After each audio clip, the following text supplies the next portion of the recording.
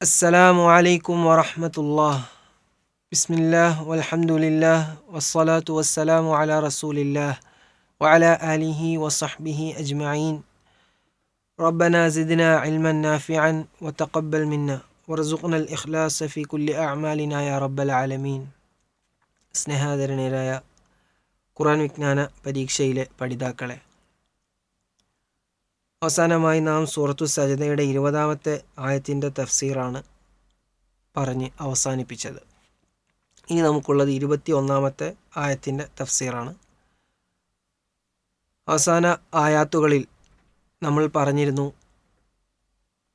അവിശ്വാസികളും വിശ്വാസികളും ഇഹലോകത്ത് അവരുടെ പ്രവർത്തനം കൊണ്ടും വിശ്വാസം കൊണ്ടും വ്യത്യസ്തരായ പോലെ തന്നെ നാളെ പരലോകത്തും പ്രതിഫലത്തിലും ഇരു കൂട്ടരും വ്യത്യസ്തരാണ്.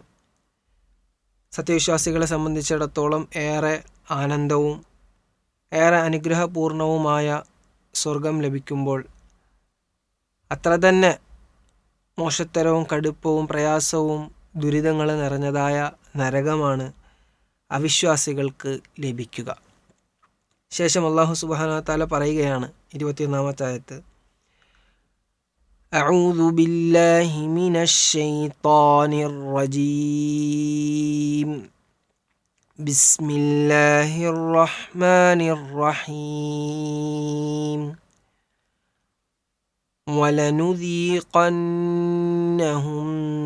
മിനൽ അദാബിൽ അദ്നാ ദൂനൽ അദാബിൽ അക്ബരി ലഅല്ലഹും യർജിഊൻ. ആയത്തിൻ്റെ മൊത്തം അർത്ഥം, ഏറ്റവും വലുതായ ശിക്ഷയ്ക്ക് പുറമെ അവർക്ക് നാം താണ ശിക്ഷയിൽ നിന്നും ആസ്വദിപ്പിക്കുക തന്നെ ചെയ്യുന്നതാണ്. അവർ മടങ്ങിയേക്കാമല്ലോ. അഥവാ അല്ലാഹു സുബ്ഹാനഹു വ തആല ഈ ആയത്തിലൂടെ പറയുന്നത് വലിയ ശിക്ഷയ്ക്ക് മുമ്പേ അവിശ്വാസികൾക്കൊരു ചെറിയ ശിക്ഷയുണ്ടാകുമെന്നാണ്.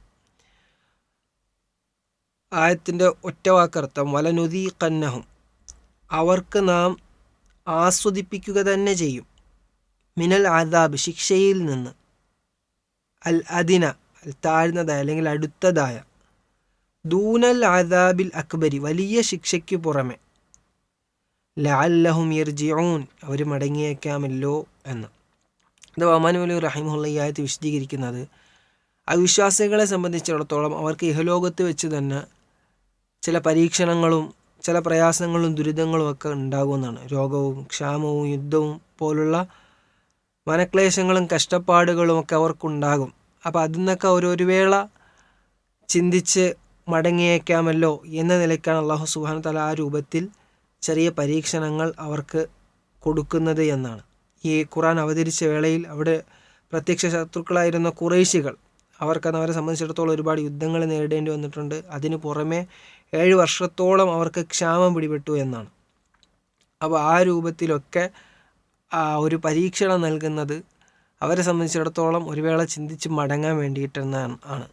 എന്നാൽ ഉമാനി മൗലവി റഹിമഹുല്ലാഹി അല്ലാത്ത മറ്റു മുഫസ്സിറുകൾ നമ്മൾ നോക്കിയാൽ ചിലരൊക്കെ അൽ അദാബുൽ അദ്ന ചെറിയ ശിക്ഷ എന്നതിന് ഖബർ ശിക്ഷ ആണ് അവിടുത്തെ ഉദ്ദേശം എന്ന് വ്യാഖ്യാനിച്ചത് നമുക്ക് കാണാൻ കഴിയും.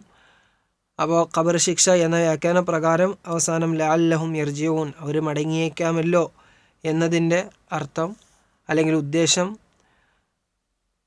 അവർ മടങ്ങിയേക്കാമല്ലോ എന്ന് ഉദ്ദേശിച്ചാൽ മടക്കം ഉദ്ദേശിക്കാൻ വേണ്ടി എന്നാണ് അവർ വ്യാഖ്യാനിച്ചത്.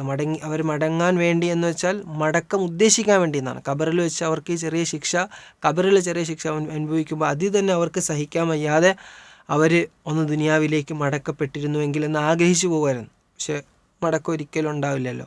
അപ്പോൾ അവരവിടെ നിന്ന് ആ ആഗ്രഹം അവർക്കുണ്ടായി, അതും അവർക്കൊരു വ്യസനവും വിഷമവും വർദ്ധിപ്പിക്കാൻ കാരണമാകുന്ന ഒരു ശിക്ഷയാണ്. അപ്പോൾ അങ്ങനെ മറ്റ് മുഫസ്സിറുകൾ വ്യാഖ്യാനിച്ചത് നമുക്ക് കാണാൻ സാധിക്കും.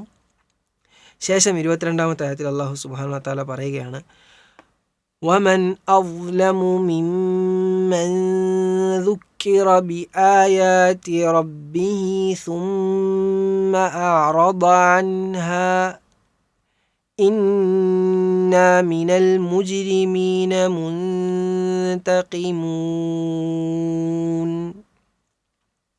ആയത്ത് മുഴുവനായിട്ട് അർത്ഥം, തൻ്റെ രക്ഷിതാവിൻ്റെ ആയത്തുകൾ മുഖേന ഉത്ബോധനം ചെയ്യപ്പെടുകയും എന്നിട്ട് അവയെ വിട്ട് തിരിഞ്ഞുകളയുകയും ചെയ്തവനേക്കാൾ അക്രമി ആരാണുള്ളത്?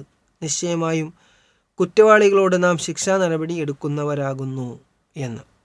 അഥവാ അള്ളാഹു സുബ്ഹാനഹു വ തആലയുടെ ആയത്തുകൾ, ആ ആയത്തുകൾ മനുഷ്യൻ്റെ കാലാകാലത്തെ നന്മയ്ക്ക് വേണ്ടിയിട്ടാണ്.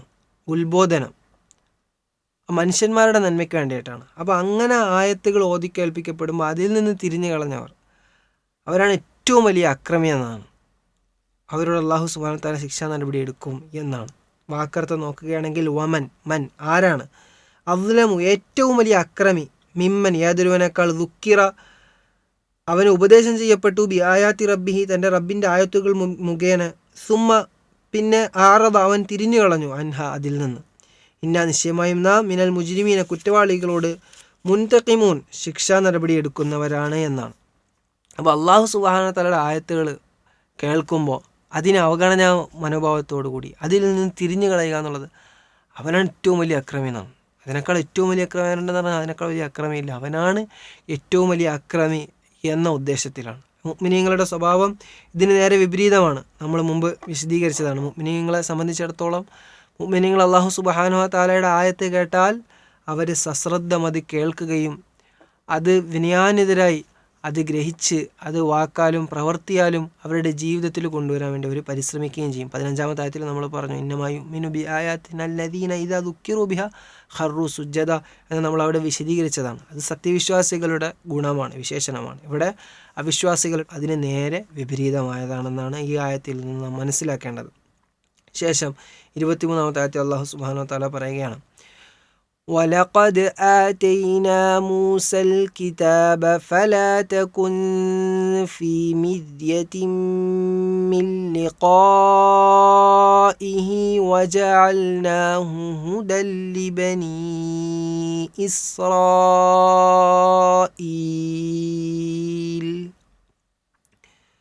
അഥവാ മൂസാ നബി അലൈഹി ഇസ്ലാമിക്ക് തൗറാത്ത് കൊടുത്തതുമായി ബന്ധപ്പെട്ടിട്ടാണ്, ബനു ഇസ്രായേലിനെ സംബന്ധിച്ചാണ് ആയത്തിൽ പറയുന്നത്.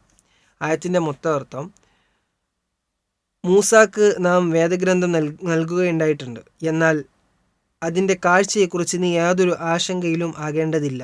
നാം അതിനെ അഥവാ അദ്ദേഹത്തെ ഇസ്രായേൽ സന്തതികൾക്ക് മാർഗദർശനമാക്കുകയും ചെയ്തു എന്നാണ്. വാക്കർത്ഥം വലഖദ് ആതൈന നാം നൽകിയിട്ടുണ്ട് മൂസാക്ക് അൽ കിതാബ് വേദഗ്രന്ഥം. അഥവാ മൂസാ നബി അലൈഹി സ്വലാം അള്ളാഹു ഗ്രന്ഥം നൽകിയിട്ടുണ്ട്. അപ്പോൾ അവിടെ അൽ കിതാബ് കൊണ്ടുള്ള ഉദ്ദേശം എന്താണ്? തൗറാത്താണ്. ഫലാ തകുൻ എന്നാൽ നീ ആവരുത്, ഫി മിരിയത്ത് എന്ന് പറഞ്ഞാൽ ആശങ്ക, സംശയം എന്നൊക്കെയാണ് വാക്കർത്ഥം. മിൻ ലിഖാഇഹി അതിൻ്റെ കാഴ്ചയെ, വജഅൽനാഹു നാം അതിനാക്കുകയും ചെയ്തു, ഹുദൻ സന്മാർഗം, ലിബനി ഇസ്രായേൽ സന്തതികൾക്ക്. അപ്പോൾ ഇവിടെ മൂസാ നബി അലൈഹി സ്വലാമിക്ക് തൗറാത്ത് നൽകിയിട്ടുണ്ട്. ഫലാ തകുൻ ഫി മിരിയത്തി മിൻ ലിഖാഇഹി അതിൻ്റെ കാഴ്ചയിൽ നീ സംശയത്തിലാകരുത് എന്നാണ് പറഞ്ഞത്.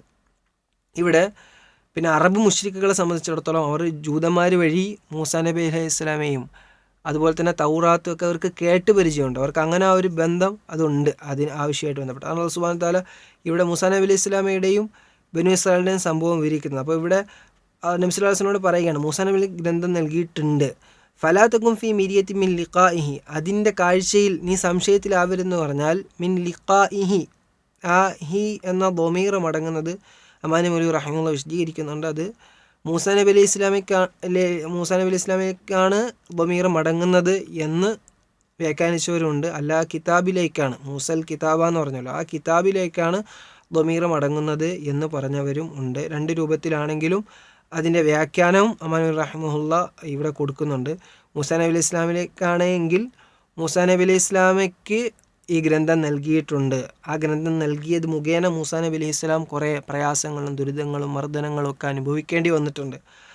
അപ്പോൾ അതിൽ നീ സംശയിക്കേണ്ടതില്ല. അതുപോലുള്ള മർദ്ദനങ്ങളും ഉപദ്രവങ്ങളൊക്കെ നിനക്കും ഒരു വേള അനുഭവിക്കേണ്ടി വന്നേക്കാം.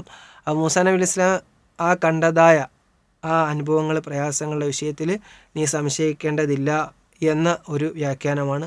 ദമീർ മൂസാ നബി അലൈഹി ഇസ്ലാമിലേക്ക് മടങ്ങുകയാണെങ്കിൽ, അതല്ല കിതാബിലേക്കാണ് മടങ്ങുകയാണെങ്കിൽ മൂസാ നബി അലൈഹി ഇസ്ലാമിക്ക് കിതാബ് നൽകിയിട്ടുണ്ട്.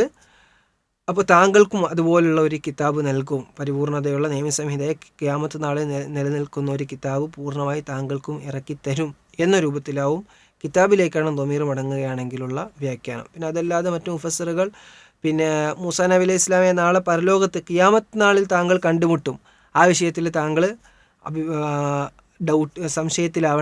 ഡൗട്ടിലാകേണ്ടതില്ല എന്ന രൂപത്തിലും മറ്റു മുഫസ്സിറുകൾ വ്യാഖ്യാനിച്ചത് നമുക്ക് കാണാൻ പറ്റും. ശേഷം വജഅൽനാഹു, നാം അതിനാക്കി ഹുദൻ സന്മാർഗം ബനു ഇസ്രായേലുകൾക്ക് അതിനെ നാം സന്മാർഗമാക്കി എന്ന് പറഞ്ഞാൽ ആ ദമീർ മടങ്ങുന്നത് മൂസാ നബി അലൈഹി ഇസ്ലാമിക്കാണെന്നും വ്യാഖ്യാനിച്ചിട്ടുണ്ട്, തൗറാത്തിലേക്കാണ്, ആ കിതാബിലേക്കാണെന്നും വ്യാഖ്യാനിച്ചിട്ടുണ്ട്. രണ്ടാണെങ്കിലും മൂസാ നബി അലൈഹി ഇസ്ലാമാണെങ്കിലും തൗറാത്താണെങ്കിലും ബനു ഇസ്രായേലുകാർക്ക് അത് ഹുദ സന്മാർഗം തന്നെ ആയിരുന്നു. ശേഷം അല്ലാഹു സുബ്ഹാനഹു വ തആല വീണ്ടും പറയുകയാണ് 24-ാമത്തെ ആയത്ത്, വജഅൽനാ മിൻഹും അഇമ്മതൻ യഹ്ദൂന ബിഅംരിനാ ലമ്മാ സബറൂ വകാനൂ ബിആയാതിനാ യൂഖിനൂൻ.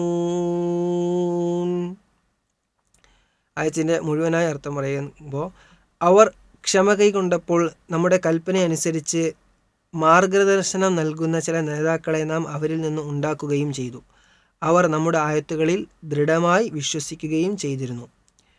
വാക്കർത്ഥം നമ്മൾ നോക്കുകയാണെങ്കിൽ വജഅൽനാ മിൻഹും, അവരിൽ നിന്ന് നാം ആക്കി, മിൻഹും എന്ന് പറഞ്ഞാൽ അവരിൽ നിന്ന്, അയിമ്മത്തൻ ചില നേതാക്കളെ, യഹ്ദൂന മാർഗദർശനം നൽകുന്ന ബി അംരിന നമ്മുടെ കൽപ്പന പ്രകാരം, ലമ്മാ സബറു അവർ ക്ഷമിച്ചപ്പോൾ, വക്കാനു അവർ ആയിരുന്നു, ബി ആയത്തിന നമ്മുടെ ആയത്തുകളിൽ, യൂഖിനൂൻ ദൃഢമായി വിശ്വസിക്കുന്നവർ. അഥവാ ബനു ഇസ്രായേലിയരെ സംബന്ധിച്ചിടത്തോളം അവർക്കുണ്ടായ പരീക്ഷണങ്ങളിൽ അവർ ക്ഷമിച്ച് ഒരു നല്ല നിലപാട് കൈക്കൊണ്ടിരുന്ന സമയത്ത് അള്ളാഹുവിൻ്റെ അനുഗ്രഹം എന്നോണം അള്ളാഹു സുബ്ഹാനഹു തആല ഒരുപാട് പ്രവാചകന്മാരെ അല്ലെങ്കിൽ പണ്ഡിതന്മാരെ, നേതാക്കന്മാരെ, ഇമാമുമാരെ അള്ളാഹു സുബ്ഹാനഹു തആല ബനു ഇസ്രായേലിയരിൽ നിയോഗിച്ചിട്ടുണ്ട്.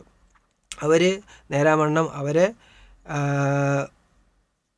അള്ളാഹു സുബ്ഹാനഹു തആലയുടെ കൽപ്പന പ്രകാരം നേരാവണ്ണം ബനു ഇസ്രായേലിയരെ സന്മാർഗത്തിലേക്ക് നയിച്ചിട്ടുണ്ട്. ആ ഇമാമിയങ്ങളൊക്കെ നേരാവണ്ണം യഖീനുള്ളവരായിരുന്നു, ദൃഢവിശ്വാസമുള്ളവരായിരുന്നു എന്നൊക്കെയാണ് ആയത്തിൻ്റെ വിശദീകരണം. ഒമാനി മൗലവി റഹിമഹുല്ലാഹ് ഇതിൻ്റെ വിശദീകരണത്തിൽ പറയുന്നുണ്ട്, ബനു ഇസ്രായേലിയർ പിൽക്കാലത്ത് പിന്നെ ബനു ഇസ്രായേലിയർ അവർക്ക് ലഭിച്ച വേദഗ്രന്ഥം അത് യഥാവിധം അവർ സൂക്ഷിച്ച് കൈക്കൊണ്ട് പോന്നില്ല, അതിൽ കൈകടത്തലുകളുണ്ടായി.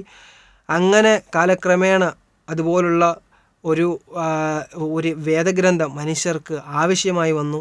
ആ വേദഗ്രന്ഥം മനുഷ്യരാൽ സംരക്ഷിക്കപ്പെടുന്നതുമാകണം, ഖിയാമത്ത് നാൾ വരെ നിലനിൽക്കുന്നതുമാകണം.